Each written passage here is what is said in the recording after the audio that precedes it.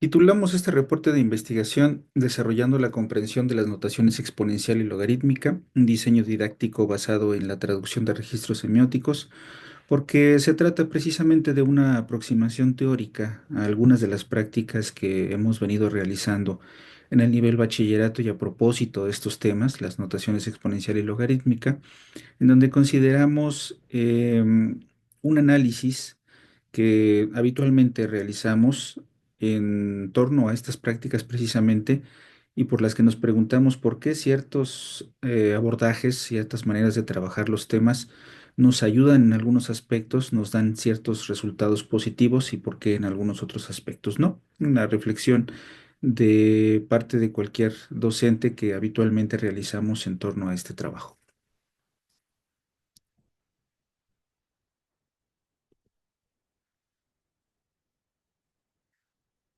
¿Por qué elegimos los logaritmos como parte de este estudio? Pues bueno, principalmente porque los logaritmos resultan ser un concepto, una manera de trabajar los exponentes, eh, que cuesta cierto trabajo a ciertos niveles educativos, dependiendo los programas de estudio en los que nosotros abordemos estos temas.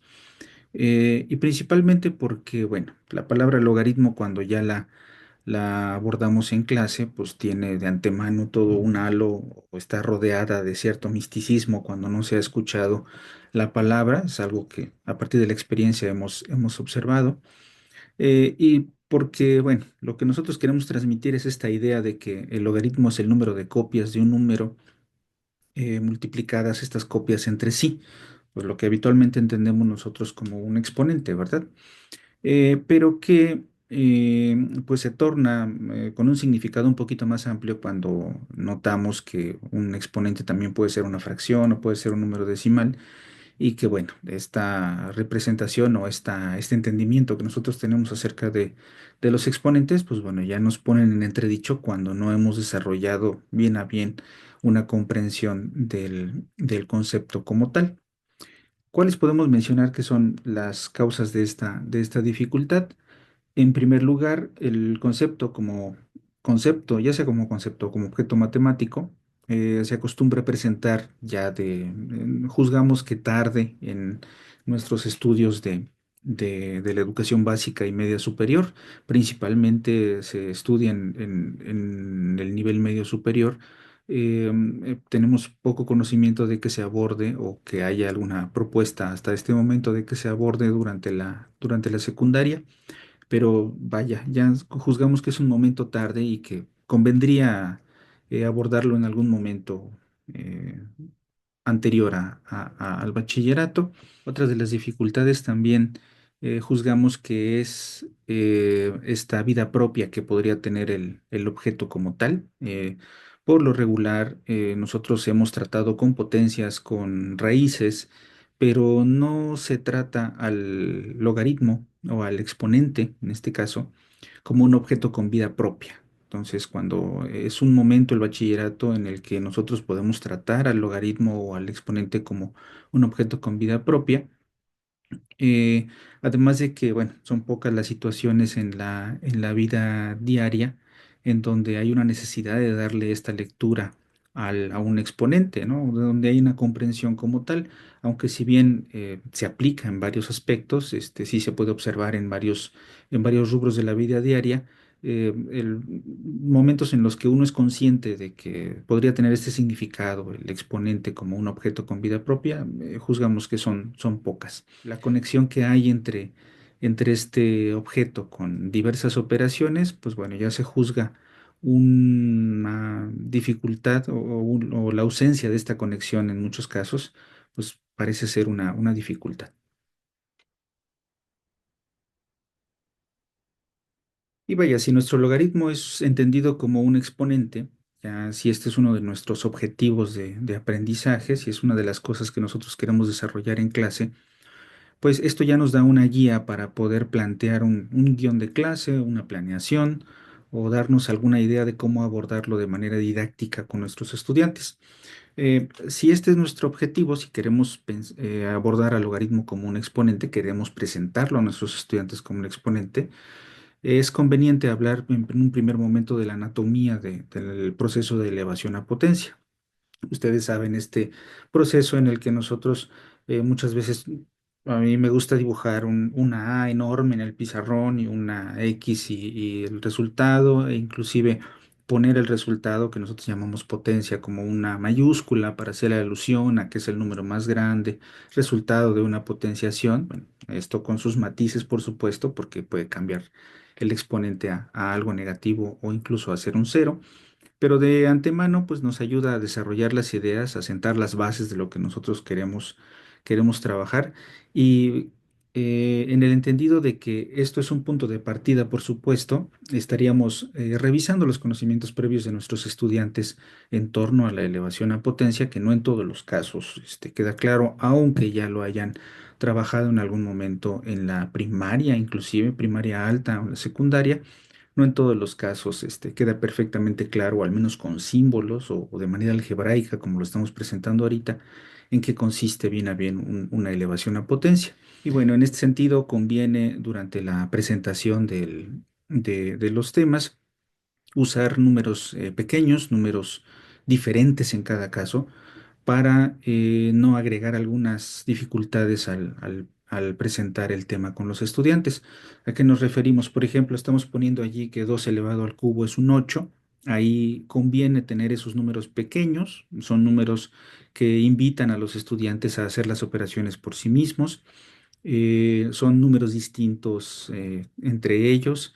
Eh, Esto en atención a que deseamos que quede perfectamente claro que cada uno de los números o los parámetros que están ahí involucrados ocupan un lugar diferente en la operación. En este caso, el 2 mi base, el 3 el exponente, el 8 el resultado, lo mismo con el 3 al cuadrado igual a 9 y evitar generar ciertas complicaciones como podría hacerlo 2 al cuadrado igual a 4 o 3 al cubo igual a 27. Ahí tengo yo repeticiones de números en donde efectivamente estoy usando la elevación a potencia, pero para alguien que no lo ha visto o que no es muy consciente de ello, pues sí nos mete en complicaciones repetir los números como tal. Alrededor de este tipo de temas hay muchas discusiones que podemos generar con los estudiantes, sobre todo presentar diversos escenarios, diversos números, diversas situaciones. Una vez que ya trabajamos con esta notación de exponencial, ¿verdad? Que como nosotros le llamamos, empiezan a haber varias situaciones como poner los exponentes negativos, el exponente cero, de dónde obtenemos el exponente cero, qué significa no tener copias de los números para multiplicarse entre sí, etcétera, etcétera, ¿verdad? Hay muchas discusiones que se pueden armar en torno a estos ejemplos. Conviene inclusive diseñar alguna plantilla, que más adelante proponemos hacer una plantilla también en la que planteemos todos estos escenarios, podemos formar a equipos con los muchachos, podemos presentarles ahí los problemas o las preguntas detonadoras para que ellos generen una discusión, alguien que emita conclusiones, que cada uno de los muchachos tenga algún papel dentro del equipo, si es que vamos a hacer un trabajo más o menos breve, etcétera, ¿verdad? Hay muchas cosas que se pueden realizar. Ya hay varias propuestas en este sentido en torno al uso del discurso y del lenguaje. Por ahí ponemos la referencia a Lee, un libro de 2006, en donde, pues, de manera mucho más extensa y mucho más formal, se habla de la importancia que tiene el lenguaje y el discurso en torno a estas prácticas educativas. Y vaya, si nosotros queremos presentar al logaritmo como un exponente, mencionábamos que sea uno de nuestros objetivos de aprendizaje, pues esto nos ayuda a fomentar una buena lectura de los símbolos de parte de los muchachos. Seguramente a más de alguno de los profesores que nos están viendo, nos están escuchando, les haya pasado. En un primer momento, los muchachos entienden a la potenciación como una extensión de la multiplicación. Seguramente les habrá pasado, es algo muy común, es tan común como esta situación de que uno cuando es muy pequeño se pone los zapatos al revés. que se piensa que 2 al cubo significa un 6, que se representa como un 2 por 3, algo que a nivel cognitivo puede ser más o menos natural, dado que se está asociando en un primer momento la potenciación con una serie de productos. En este caso, yo he tratado de fomentar en algunos casos con algunos muchachos el entendimiento de este 2 y este 3 con más pequeño hacia arriba, leyéndolo como tres copias del 2 multiplicadas entre sí. Entonces ahí evitamos este error semántico y también fomentamos una nueva lectura para estos símbolos, que bueno, dicho sea de paso, cuando nos hemos presentado con estas situaciones, pues normalmente le decimos a los chicos, ¿para qué quiero yo una simbología diferente si ya tengo la multiplicación? Entonces, si estoy usando una representación distinta, es porque algo distinto trato yo de transmitir. En ese sentido, cuando estamos poniendo atención a la lectura de estos símbolos, pues bueno, ya mencionábamos hace un momento que es una cuestión cognitiva. Estaríamos atendiendo un aspecto metacognitivo también, en el sentido de que estaríamos haciendo a los estudiantes conscientes de que ellos están frente al ejercicio de reconocer una nueva simbología, que estamos introduciendo algo nuevo en todo lo que ya conocemos en matemáticas, y es que ya tenemos un buen manejo de la multiplicación, un buen entendimiento de ello, etcétera.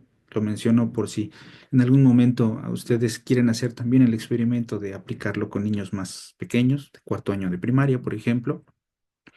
Y definitivamente a nivel semántico, porque a lo que nos estamos refiriendo con el nivel semántico es al significado de la simbología y a la interpretación de toda esta simbología. Porque bueno, también se tienen ese tipo de errores porque hay situaciones en donde una mala lectura nos da las operaciones correctas. En este caso, 3 elevado a la uno, por ejemplo, nosotros sabemos que es un 3, eh, coincide con el hecho de que 3 por uno es un 3, no es la lectura correcta, aunque en este caso coincidan los resultados. Entonces, son detalles que conviene poner de manifiesto con los estudiantes y pues plantear una serie de ejercicios para fomentar esta buena lectura de los símbolos. La parte semiótica puede venir después de que nosotros conocemos las reglas del juego. La parte semiótica ya es más bien atender a los procesos permitidos, dado que tenemos claro cómo operar con ellos. Para precisar un poquito mejor estas ideas, eh, me gusta utilizar las siguientes analogías. Me gusta usar analogías por lo regular porque las analogías nos permiten establecer un puente. Son como me gusta decirle a mis estudiantes, son como las reglas de tres del lenguaje, ¿verdad? Las analogías me permiten pasar de un lado a otro, de un lugar conocido a uno desconocido. Cuando nosotros mencionamos, por ejemplo, una idea, yo quiero transmitir una idea que involucra a una persona, que involucra a un animal, en este caso un perrito, y una acción que es acariciar. Son tres objetos distintos que están relacionados entre sí. La idea yo podría transmitirla de esas tres maneras diferentes que ustedes están viendo en pantalla. Laura acarició al perrito, me ayuda a conectar a los tres objetos y para formar una acción. Pero también podría transmitir esa misma idea diciendo que el perrito fue acariciado por Laura, o que una caricia fue otorgada por Laura al perrito, o que una caricia fue otorgada al perrito por parte de Laura. Estoy transmitiendo la misma idea con formatos distintos, en donde definitivamente el sustantivo es cada uno de los tres objetos que yo estoy relacionando. En la primera frase, Laura es el sustantivo; en la segunda, el perrito; en la tercera, una caricia. Son los tres objetos que relacioné. Y esto se puede observar en el álgebra. Me gusta hacer la analogía en aritmética, más precisamente en esta parte aritmética, en las tres maneras diferentes de proporcionar la misma relación. Por ejemplo, yo estoy hablando de 2 al cubo es igual a 8. De alguna manera trato de comunicar a mis estudiantes que ahí estoy hablando del 8 como resultado de una potencia.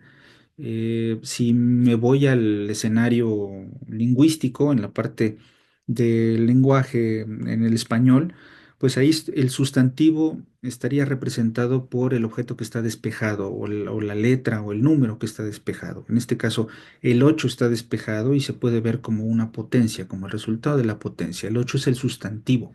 Tengo también que 2 se puede ver como la raíz cúbica de 8. En este caso es la misma relación, mi sujeto sería el 2 y el 2 se puede observar como la raíz cúbica de 8. Entonces, haciendo este proceso y tratando de completarlo, atendiendo también a la manera en que los seres humanos usamos la abstracción para completar ciertos patrones, pues el caso que me haría falta en esta situación sería el despeje del 3. ¿Cómo voy a representar el 3? El 3 va a ser mi sustantivo, pero ahora para poder hablar del 3 tengo que utilizar de alguna manera el 2 y el 8. Y aquí es donde estamos usando representaciones semióticas distintas. Entonces, si hay estudiantes que nunca han visto el logaritmo en su vida, pues en este caso estoy tratando de llegar de una zona presumiblemente de confort, que sería la potencia y la raíz, para poder hacer la analogía y llegar al 3 usando una simbología diferente. Aquí se justifica una simbología diferente, dado que pues, las otras operaciones ya son conocidas, conviene tener alguna operación, conviene tener alguna representación para ese 3 a partir del 2 y del 8. De la misma manera en que yo puedo hablar del 8 usando el 2 y el 3 como una potencia, 2 al cubo igual a 8, o hablar del 2 usando el 3 y el 8, sería deseable poder hablar del 3 usando el 2 y el 8, y la manera de hacerlo pues es a través del logaritmo. Yo introduzco esta manera de escribir las cosas, no es algo raro, dado que ya se está hablando de una representación distinta de la misma idea y pongo en la parte de abajo el 2 porque, bueno, una remembranza de que el 2 es nuestra base, el 8 es lo que voy a obtener como resultado y entonces estoy hablando del 3. Y en este caso, ¿quién es el 3? Pues el 3 es un exponente si nosotros lo vemos en este sentido. Y así vamos conectando ya las cosas, ¿verdad? Trato también de justificar la necesidad de usar estos dos números para hablar del 3. No son los dos únicos números que me van a generar el 3, ¿verdad? De la misma manera en la que el 5 no es exclusivo de ser visto como resultado del uno más el 4, por citar un ejemplo. El 3 no es exclusivo de este logaritmo. El 3 como exponente puede aparecer en otros lados. En ese sentido, les pongo por aquí una tirita, una imagen en donde me gustaría entender al 7 o que se entienda la necesidad de hablar del 7 como exponente a partir de su base y de su resultado, hablando de los significados que tienen los símbolos, ¿verdad? De la misma manera en que cuando nosotros vemos una raíz, sentimos que algo nos hace falta por aquí para poder dar un resultado, de la misma manera en que si yo escribo esto, pues estoy omitiendo el número del numerador, el parámetro que va en el numerador. De esa misma manera, para yo poder hablar del 7 necesito esta base y este resultado. Cuando estoy haciendo esto y cuando estoy tomando en cuenta esto para presentar a los logaritmos en la clase, pues estoy hablando de semántica y de semiótica para afianzar estos procedimientos en la clase, pues aquí ponemos una serie de plantillas que, vaya, son muy habituales en estas situaciones, pero no es tan habitual probablemente el mostrarlas de esta manera. Creo yo que si atendemos a que lo que se quiere desarrollar es este entendimiento de la parte semántica, de la parte semiótica, pues conviene, para empezar en la parte semántica, en la de los significados y el uso de los significados, pues solicitar a los estudiantes que escriban en notación exponencial estas mismas situaciones que tenemos aquí a la izquierda, para que ellos vayan afianzando el significado que tienen los exponentes. En este caso, por supuesto, el resultado es un a elevado al cubo. Es el caso más común, el uso del exponente como el número de copias que tiene de la base. Pero en estos otros casos, pues bueno, ya se tendrá que hablar de algunas operaciones en los exponentes, de la representación de un exponente como perdón, de una fracción como un ejemplo de un exponente que hace alusión a una raíz. etcétera, etcétera. Los exponentes negativos, los exponentes, las operaciones con los exponentes. Finalmente estoy hablando de las leyes de los exponentes de una y de otra manera. Y esa es la motivación para presentar estas tablas como plantillas para que los estudiantes las vayan llenando. Si ustedes observan, aquí por el contrario tengo escrita la potencia, teniendo varios escenarios para el exponente y que espero que me escriban a la operación a la que se refiere, precisamente al contrario de lo que estamos poniendo allá arriba. Entonces, em, por lo regular, los libros llaman este tipo de ejercicios, ejercicios de autocontrol. Los rusos, en estos famosos libros de la editorial Mir, le llamaban ejercicios de autocontrol a este tipo de ejercicios porque, bueno, se presenta primero la teoría, se habla un poquito acerca de los conceptos, las técnicas, y en un primer momento se ofrecen este tipo de ejercicios para que los estudiantes se ejerciten en la comprensión de esos conceptos que se acaban de presentar. Creo que emulando, imitando a lo que estaban haciendo los rusos en estos libros que por alguna razón fueron muy famosos en la parte de matemáticas y en las cuestiones técnicas, pues podemos tratar de hacer esto mismo, que dicho sea de paso, en el desarrollo de nuestro conocimiento, en nuestro estudio, pues sabemos que funcionó. Y vaya, si estamos trabajando con el aspecto semiótico, pasamos a esta serie de plantillas en donde estamos tratando de escribir la misma relación, pero ahora traduciendo la notación exponencial a la notación logarítmica. Y vaya, pues también es algo más o menos común cuando nosotros trabajamos con estos temas, pero recordemos, estamos hablando de una aproximación teórica a una práctica educativa. Aquí es donde estamos hablando precisamente de esta teoría de la representación semiótica de Duval, en donde la motivación para generar una mejor comprensión de estos temas es las representaciones distintas y el manejo de esas representaciones por parte de los estudiantes.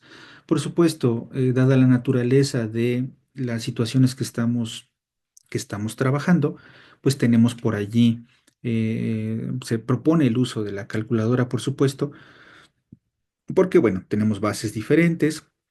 En algún momento conviene también introducir, por supuesto, el número E como la base y la escritura específica o especial que tiene el logaritmo natural. La omisión, por ejemplo, de la base 10 para el logaritmo decimal, que bueno, eso es algo que en nuestra cultura en Latinoamérica tenemos bastante afianzado, aunque en culturas en la parte anglosajona, en algunos casos, inclusive si vemos cómo trabaja Wolfram o cómo trabajan algunos programas de cálculo simbólico, pues omiten ya inclusive la notación logaritmo natural y usan la L o G, nada más log, para representar el logaritmo natural y no usan otro logaritmo. En ese sentido, eh, se presupone la fórmula del cambio de base para hablar de cualquier logaritmo en general. En nuestro caso y con fines educativos, pues conviene estar trabajando con bases diferentes para desarrollar la comprensión del logaritmo, aunque después sea uno de los objetivos el trabajar la fórmula del cambio de base. Valdría la pena también fomentarlo en alguna secuencia de las que nosotros estemos trabajando. Y vaya, en un tercer momento, abordar quizás las ecuaciones logarítmicas, que estas son muy sencillas ecuaciones logarítmicas que incluso se pueden tratar de resolver eh, con el método ensayo-error. Podríamos darle valores a esta X, ver qué potencias de la X nos pueden dar algún número cercano al 13, tomar conciencia primero de que ninguna potencia entera del 5 nos va a generar estos números, o del 7 o del 3 como nosotros lo tenemos aquí, y tratar de buscar algunos números. Y vaya, ya después, si usamos la calculadora, que también proponemos el uso de la calculadora sin que se use la fórmula del cambio de base, para que, bueno, se utilicen estas propiedades de los despejes de las variables que tenemos en el exponente. Haciendo un análisis, un estudio de por qué funcionan estas maneras de abordar los temas, pues caemos en la cuenta de que se trata por este cambio de representaciones, por la atención a los semióticos sin saberlo. En algún momento yo lo apliqué, fui adaptando mi práctica hasta algo que me funcionara. Y en mi caso, pues bueno, uno se pregunta por qué las cosas son así. Y ahí es donde estamos haciendo una aproximación teórica a nuestra práctica educativa. Si nosotros desarrollamos o logramos desarrollar esta comprensión de parte de los estudiantes, pues podemos ir un poco más allá, este tipo de lecturas más allá. En cuanto a la cuestión semántica, ¿por qué nosotros queremos tener una buena comprensión de la notación exponencial? Pues vaya, para empezar con las potencias de 10 que definitivamente conocemos desde la secundaria o desde finales de la primaria, las potencias del número e, que son muy útiles para los modelos de dispersión, ¿verdad? Los modelos de eh, crecimiento exponencial. Y bueno, también el uso del logaritmo natural, que es algo muy extendido si es que ya trabajamos con un programa de cálculo en algún momento. Pero en particular, a mí me gusta hablar de o atender a a la parte semiótica de estos temas, porque esto nos ayuda, nos facilita la comprensión de las leyes de los exponentes, por ejemplo, que reescritas en el lenguaje logarítmico nos genera las leyes de los logaritmos. Y bueno, me gusta hacer este tipo de puentes, por ejemplo, como lo que ustedes tienen ahí en pantalla, el logaritmo del producto, la suma de los logaritmos, y el logaritmo ya en mi mente lo puedo cambiar por un exponente, o es lo que yo estoy entendiendo a través o después del abordaje que acabamos de hacer, pues queda más o menos claro que sumar exponentes me genera un producto, de la misma manera en que lo hacía la ley de los exponentes. Entonces, en el caso de poner atención en los exponentes, el exponente del producto, pues es la suma de los exponentes. El exponente de la división es la resta, el exponente de una potencia es un producto y el exponente de la raíz es una división. Entonces, si atendemos a la parte de los significados, al manejo de los símbolos, pues quizás no hay demasiado más que explicar si ya trabajamos las leyes de los exponentes y queremos introducir las leyes de los logaritmos. Ante esa maldita pregunta de qué les va a servir a los estudiantes todo esto que estamos trabajando, pues vaya, hay cuatro ejemplos muy importantes en la vida diaria en donde utilizamos los exponentes. Definitivamente en los números muy pequeños o los números muy grandes, las bacterias o la notación científica para la astronomía, pues ahí necesitamos el uso de los exponentes. Nuestros números reales pues ya requieren de un tratamiento de ese estilo para hablar de números muy grandes o números muy pequeños. En primer lugar, el crecimiento exponencial, que por las situaciones que nos ha tocado padecer en años recientes, pues la propagación de una enfermedad, ¿verdad? Que atiende al crecimiento exponencial, a un modelo logístico, etcétera. El que nosotros trabajemos las cosas de esta manera abona a la comprensión de estos modelos. El pH de una sustancia, por supuesto, que es la concentración de los iones de hidrógeno, al ser una cantidad enorme pues por supuesto vamos a necesitar una escala y esta escala tendrá que estar en términos de los exponentes que representan la cantidad de los iones de hidrógeno que se ganan o se pierden. La vida media de un elemento radiactivo, por supuesto, que tiene relación con con el decaimiento radioactivo, la datación mediante el isótopo 14 del carbono también es una aplicación o un motivo, diría yo mejor, un motivo para el estudio de los logaritmos.